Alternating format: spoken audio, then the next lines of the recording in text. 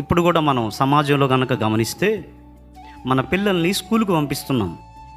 స్కూల్కి ఎక్కువ ఫీజులు కట్టి వాళ్ళ భవిష్యత్తు చాలా ఆశీర్వాదకరంగా చాలా ఉన్నతమైన స్థితిలో ఉండాలని మన పిల్లలకి వేలకు వేలు ఫీజులు కట్టి స్కూల్లో చేరుస్తున్నాం. అయితే పిల్లలు అందరూ స్కూల్కి వెళ్తున్నారు, కానీ అందరూ మంచి భవిష్యత్తు పొందగలుగుతున్నారా? అందరూ ఉన్నతమైన స్థితిలో ఉండగలుగుతున్నారా? ఎందుకనంటే కొంతమంది తల్లిదండ్రులు కొడతారని బడికి వెళ్ళే వాళ్ళు ఉన్నారు.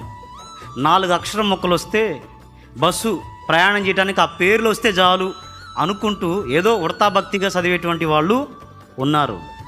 అయితే ఇలాంటి పిల్లలు ఉన్నతమైనటువంటి లక్ష్యాలను ఛేదించలేరు. ఎవరు అని అంటే, నేను ఎందుకు స్కూల్కి వెళ్తున్నాను, మా అమ్మ మా నాన్న ఏ ఉద్దేశంగా నన్ను పంపిస్తున్నారు, ఎందుకు కష్టపడి వేలకు వేలు ఫీజులు కడుతున్నారు, బుక్స్ కొనిపిస్తున్నారా అని ఒక బాధ్యత కలిగి ఎరిగి నేను ఒక పోలీసుని కావాలి, లేదంటే నేను ఒక డాక్టర్ని కావాలి, లేదంటే నేను ఫలానా కావాలి, ఒక ఐఏఎస్ కావాలి, ఒక ఐపీఎస్ కావాలని ఒక లక్ష్యం కలిగి లక్ష్యంతో చదివేటువంటి వాళ్ళు ఉన్నతమైన స్థితికి చేరుకుంటారు.